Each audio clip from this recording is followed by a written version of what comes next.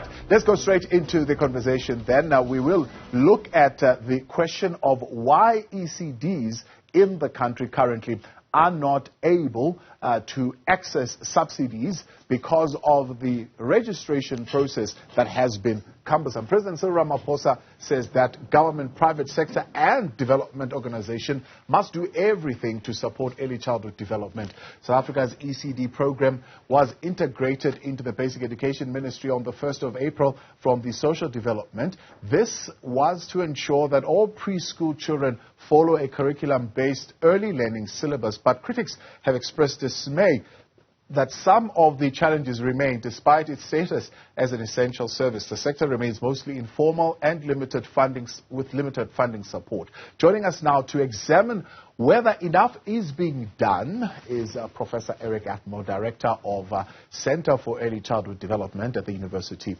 of Cape Town. Prof, good evening and thank you very much for your time and joining us today once again to discuss this matter, of course, that is sparked by the President's visit to East London. He then later on Monday releases a newsletter where he highlights the importance of early childhood development, not only in terms of developing the kids, but also as a form of entrepreneurship, as a form of ensuring and securing livelihoods.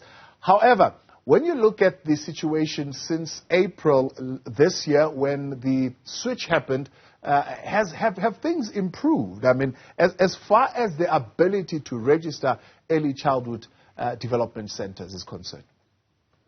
Taiwo, good evening, and good evening to your listeners. I've read the President's newsletter, and, he frames it under the heading, ECD holds the key to our future. And there he is dead right. Generally, the sector would support what he said. However, what is disappointing is that it's taken him almost 5 years since he became President to make his first definitive speech about early childhood development. So whilst we welcome his comments and the fact that he sees early childhood development as having a pivotal role in the future of the country, there are a number of red flags. And you've mentioned one. It is the registration process. Now, under the Children's Act, there are certain stipulations and requirements. But in a country with gross poverty like South Africa and the huge inequality, getting registered is almost impossible unless you have the financial means.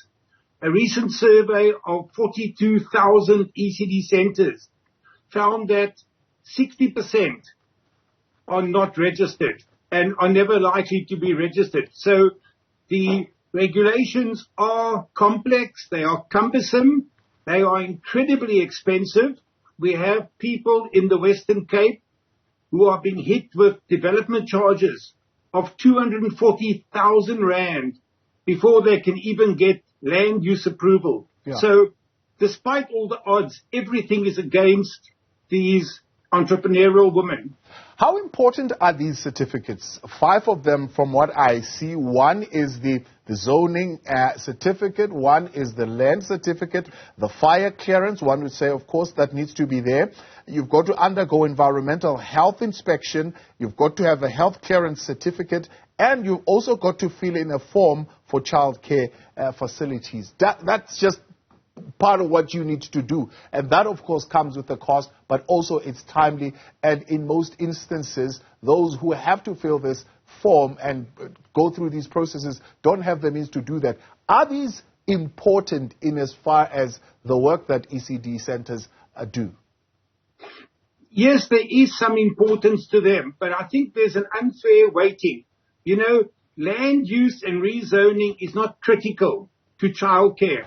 What is critical is a safe and clean and healthy environment. The early childhood sector is fairly united on this, that many of these regulations can be removed, provided the facility is clean, it's safe, there's a learning program for the children, and they are caring adults, and there's a nutritious meal. Then a center can thrive. Many of these requirements are simply money-making and money-grabbing sources of revenue from the municipalities. And there is a huge fight afoot to reduce or get rid of these municipal requirements because they are hindering entrepreneurship, they're hindering the employment of women mainly, and they're hindering a quality early learning program for our youngest children. Are all service providers to poor communities regulated the same? In other words, is it a one-size-fits-all despite whatever kind of early childhood development program they're offering? Yes, that's the problem. You know, one size fits all in terms of health and safety, I think is very, very wise. But a center in an informal settlement or in a lower socioeconomic community cannot do or meet even the minimum requirements. And that's why we've got more than 25,000 unregistered centers, and they will never, ever be registered. In fact, they are breaking the law. But in this country, it's easier to get a taxi license. It's easier to run a shebeen. All those things are much easier than setting up an educationally sound environment for young children. And the sector is fighting to get these requirements reduced. And we will win because the education of our youngest children is so important. It's something which has united the sector like never before.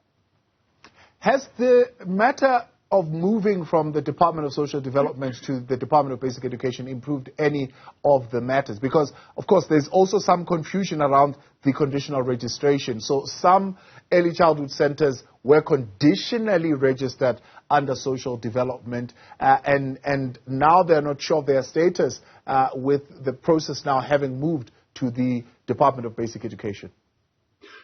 The status you had on the 31st of March remains in place on the 1st of April when basic education took over. But all these bureaucratic requirements, these are not education department requirements. These are implemented at municipal level. So the problem lies with municipalities. And I'm afraid the municipalities have tried to milk these ECD centers into paying hundreds of thousands of rands just to get compliant. And that still gives no guarantee for registration because the compliance lies at a municipal level and the registration certificate is issued now by the education department.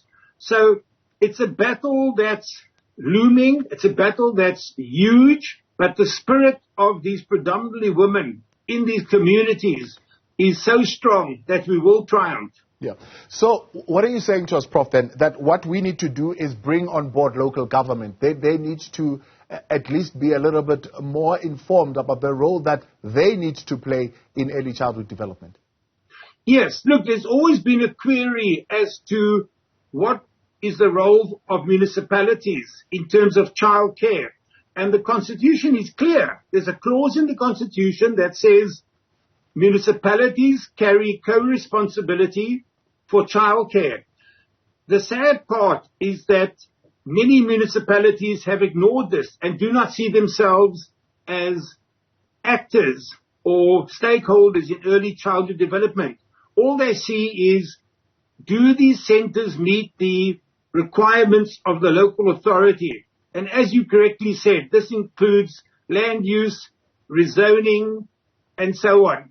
Our big push is that provided children are safe and they are healthy and they're getting a meal and a learning program, many of these other regulations can be removed because they're not germane to the quality of the service.